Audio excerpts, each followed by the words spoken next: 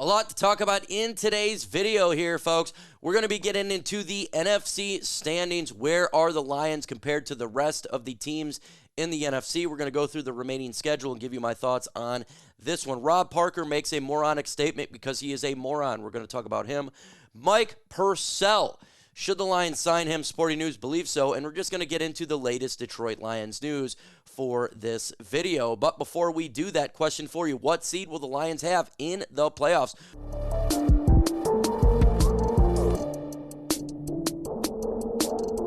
We do have a massive game on Sunday, huge game, and if the Lions win this game, they could pretty much lock up a lot, considering that this is the hardest game left in the schedule. The Lions are hosting the Buffalo Bills. 12-1 Detroit Lions first with points per game for offense and 32.1. Second in points per game defensively, allowing 18.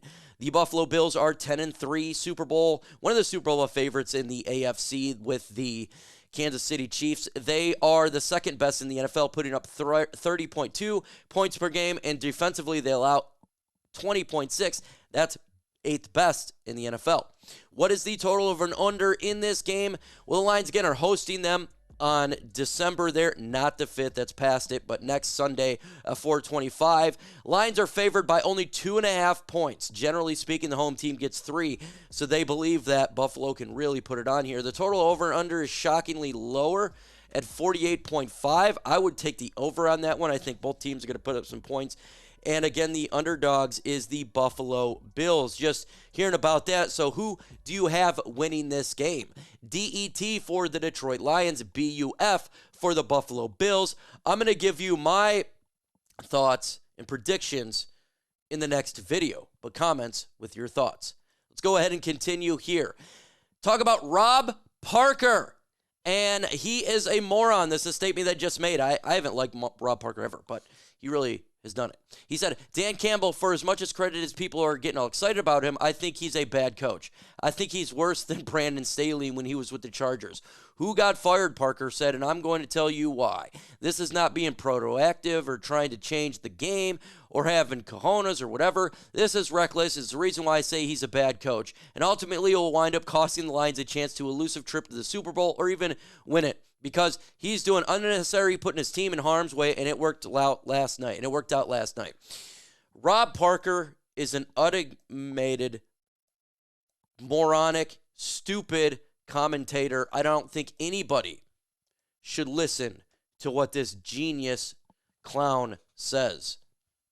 Did you just hear his statement? Remember, he was doing Detroit sports, Detroit Lions for many years. Okay?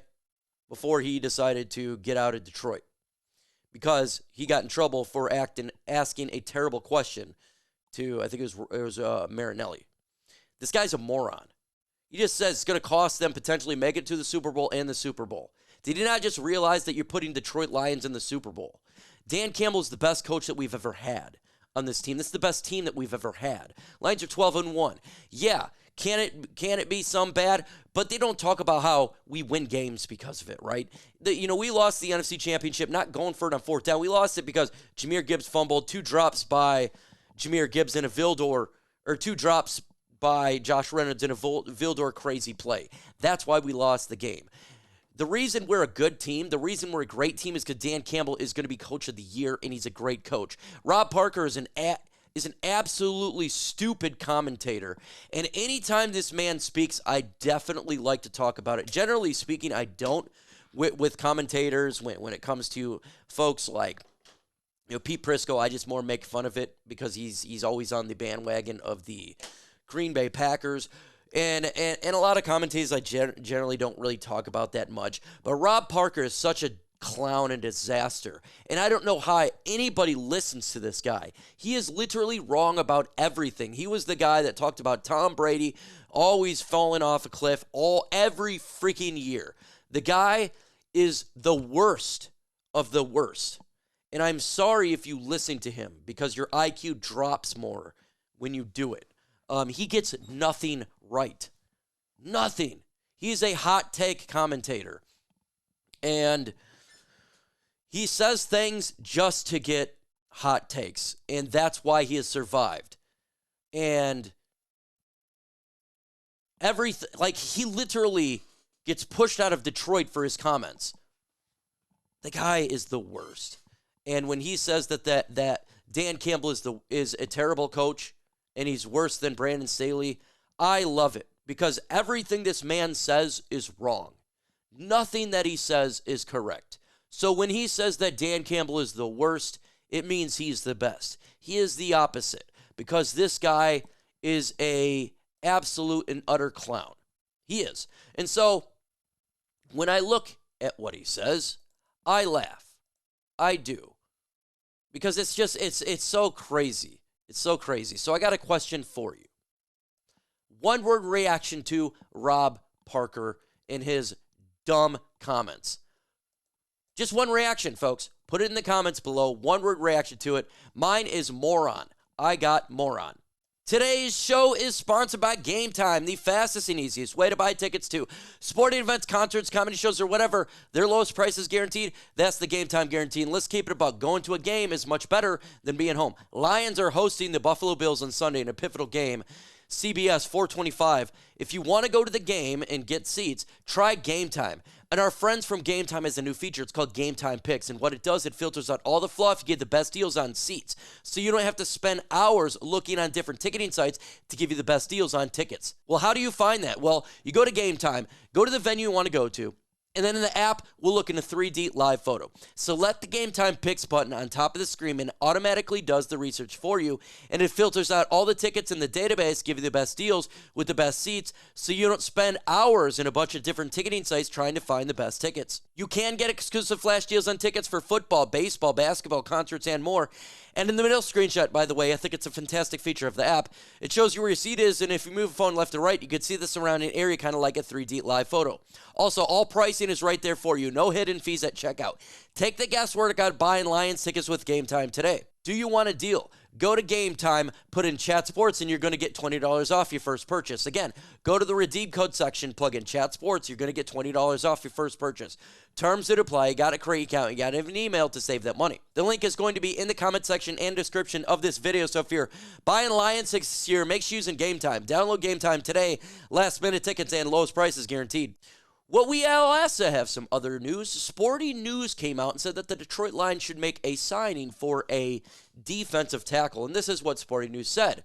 It says, one negative stemming from Thursday's win is that the Lions are getting thin at defensive tackle. DJ Reader missed the game while Lee McNeil exited early, forcing the defense to drive deep in the depth charts of the trenches. While Leader and Lee McNeil could return to action soon, it'd be smart to add a veteran like Purcell and practice squad at least. That would give the team another big-bodied option, interior defensive line, in case the injuries continue to pile up heading into the playoffs. And I must say, it's a great... his reasoning makes a ton of sense. So who is Mr. Purcell here? Well, he's 6'3". He's only 305 pounds. I don't know where the 7 came from. Age 33 years old. He's obviously not on a team. Undrafted out of 2003. Career stats, because he has nothing this year. 116 solo tackles, 205 combined, 3.5 sacks, and 15 tackles for loss. Remember, this is the interior guy. This is a guy that's going to be doing that type of the dirty work. But I'm going to keep it a buck right here when I look at Purcell, and I don't mind if the Lions were to sign him to a practice squad, perfectly fine. But when you look at the injuries, I do believe a lot of the interior guys are going to return Sunday. You're going to see Joshua Pascal probably return, right?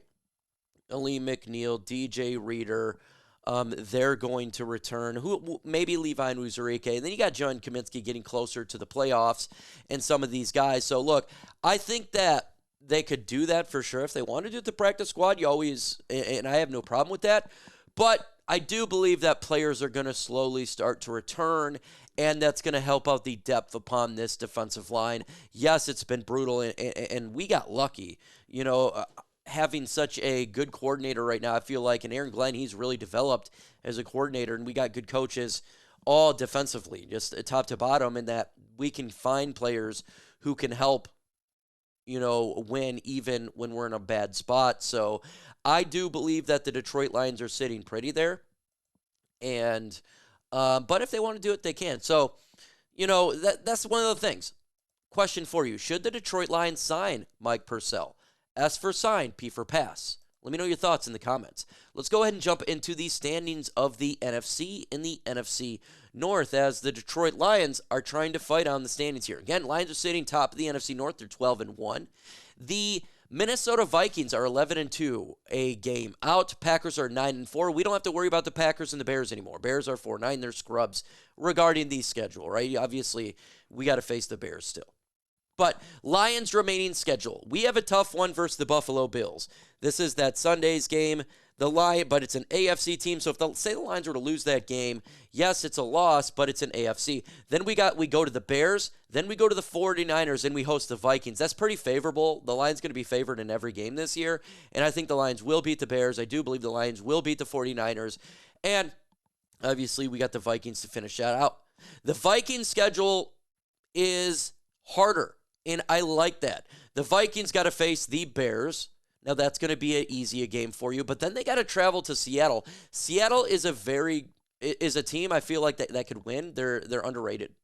Then they got to face the Packers. That's going to be a tough game for them as well. Packers are trying to get into the division, and obviously the Lions there. So when I look at it, just at least from the NFC North standings, I do believe that the Detroit Lions are the team to win the NFC North, the schedule right now, even though we got to face the Buffalo team. It's going to be, it's tough too for Minnesota. And all they got to do is, if they can just drop one and the Lions win a game on Sunday, it's going to be really difficult. The Lions should legit have a shot to make the Super Bowl. But what question here for you? What seed will the Lions make in the playoffs? 1, 2, or 5? Let me know your thoughts in the comments. Let's go ahead and look at the NFC standings. Again, the Lions are sitting on top of the NFC at 12-1. The Philadelphia Eagles are right there, and their remaining schedule is difficult as well. It's not like they got the easiest schedule on the planet, and hopefully they can do a drop because we're going to need them to make a drop. But look, they got to face the Commanders. That's going to be something for them. They got to face the Steelers. That's going to be a difficult game for the Philadelphia Eagles. In the Cowboys and Giants, that should be easy. So hopefully they can take an L for one of the next two games, Steelers and Commanders. And if they take an L and the Lions win the game, if they go to 11-3 and the Lions are 13-1 with the remaining schedule, I do believe that the Lions would just have to win one game, and that potentially could lock it up over the Philadelphia Eagles. That could be. I'm not 100% sure, but the Lions got a lot of tiebreakers.